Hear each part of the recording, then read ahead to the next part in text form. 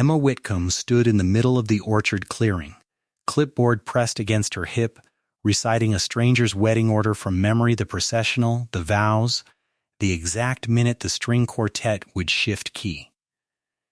She never once looked down at the page. A few feet away, Nathan Kirby knelt by the arbor, tightening a bolt that didn't need tightening. "You'd make a great bride someday," he said, not looking up. "You've got the whole thing memorized better than the woman actually getting married." Emma didn't look up either. "I'd need a groom for that." The wrench in Nathan's hand went still.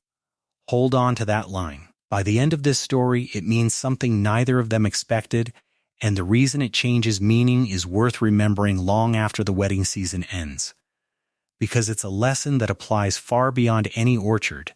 The things we say lightly, in passing, often turn out to be the truest things we'll ever say. The orchard had belonged to the Whitcomb family before either of them was born. Rows of cherry trees planted by Emma's grandfather turned into a wedding venue 2 decades later by her father, once the fruit alone stopped covering what the land cost to keep.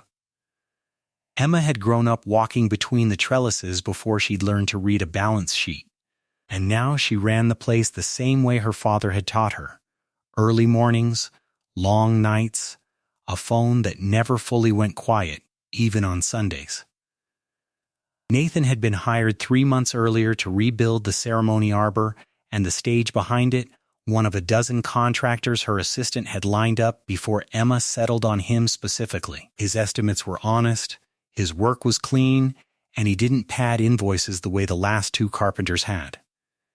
He kept mostly to himself, showed up early, worked until the light went, and drove home to a son with dinner half made and homework half finished. Around them, the crew was folding tarps and coiling cords, calling out good nights across the gravel lot. Emma watched Nathan gather his tools without a wasted motion, the kind of economy that comes only from doing something so many times it no longer requires thought. She'd noticed it before. She hadn't let herself think about why. Marion Boyd, the company's longtime accountant, found her by the front gate. "You've got the anniversary meeting Thursday," she said. 12 months since your father passed. The board wants it on record before the window closes." Emma didn't need reminding. Her father's will had given her 1 year of sole authority, 1 year, to run Whitcomb Orchard Estates exactly as she saw fit, no board approval required for anything short of selling the land outright. After that, every major decision went back to a vote of 7 people, most of whom had known her since she was in pigtails, and none of whom had run a business through a single wedding season. "I'll be ready," Emma said. Marion studied her a moment too long before walking off. Here's the first quiet truth buried in this story, one worth carrying into your own life. Authority that isn't tested doesn't mean much. Emma's father hadn't just handed her a company, he'd handed her a year of pressure, on purpose, because he knew that's how you find out what someone is actually made of. The next morning, 9-year-old Sam Kirby showed up with his father for the first time that season, already taller than the toolbox he carried. He looked up at Emma with the unguarded directness only children manage. "Are you the lady who owns all the cherry trees?" "I am. There are about 6,000, if you count the young ones that haven't fruited yet." Sam considered the number with real seriousness, then held out a small tangle of ribbon he'd found in the grass leftover trim from the week before. "You dropped this. I think it belongs to a bride," Emma said, crouching to take it. "Thank you for finding it." Nathan watched from the ladder, something loosening in his chest that he didn't examine too closely. "He's got good manners," Emma said. "His mother's doing, mostly." Nathan answered the first time in 3 months he'd mentioned a mother at all. Emma didn't push. She'd learned that people tell you what they're ready to tell you, in the order they're ready to tell it, and rushing them only closes the door faster. Dean Ashford arrived an hour later in his usual gray suit, tablet already lit to a spreadsheet.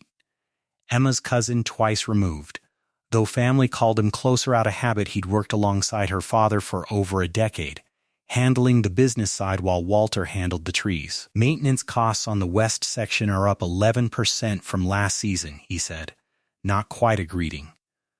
I'll bring the full numbers Thursday. Bring them, Emma said. I'll have mine ready too. Nathan hadn't said anything, but he'd filed the exchange away the same way he filed away a joint that didn't sit quite square, something worth watching later. Traverse City settled into autumn the way it did every year. Tourists thinning, the roadside stands swapping summer signs for pumpkins. That afternoon, branding consultant Diane Pute finally arrived to walk the grounds, a trip Emma had booked months earlier and nearly forgotten. Diane stopped cold at the ceremony stage, running her palm along a seam where two beams met without a single visible nail. Who built this joint? I did, Nathan said, coming around with a level in hand. Diane looked at him properly for the first time. This is an Alden and Rowe cut. Nathan Kirby, you did the wedding in the Hamptons, the one with the floating stage over the koi pond. You basically invented that joint. People assumed you'd retired rich and stopped answering emails. Something like that, Nathan said, in a tone that closed the subject like a door. Once they were alone, Emma asked why he'd never mentioned any of it in 3 months of daily conversation. It wasn't relevant to the arbor, he said. Then, quieter. I left that work 6 years ago. Same month my wife died. The travel worked fine when there were 2 of us raising Sam. It didn't work alone. I'm not hiding a career, Emma. I'm just not in it anymore. This is the second lesson worth keeping, and it's one people miss constantly in real life. Skill you're not using isn't gone, and a quiet life isn't a smaller one. Nathan hadn't failed by stepping away from recognition. He'd simply decided on purpose what he wanted his days to actually contain. That's a choice available to anyone, and most people never realize they're allowed to make it. 3 miles away, Dean closed his office door and dialed a number saved under a false name. 12 months, right on schedule. Votes this week, he said. The commission still in writing? A pause. I want that confirmed before I say a word to anyone. He hung up and sat with the particular stillness of a man doing arithmetic he didn't want to do out loud. At the board's preliminary meeting, Dean presented a chart showing maintenance costs climbing steadily, the kind designed to alarm before anyone could ask a follow-up question. Lakeshore Crown has made a serious offer on the west parcel, he said. We'd keep the venue, the house, the core acreage. We'd just be smart about the rest. The west parcel is half our ceremony backdrop, Emma said.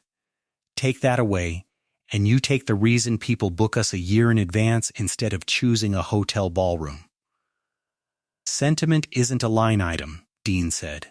Neither is panic, Emma answered. How long has this offer been sitting on the table?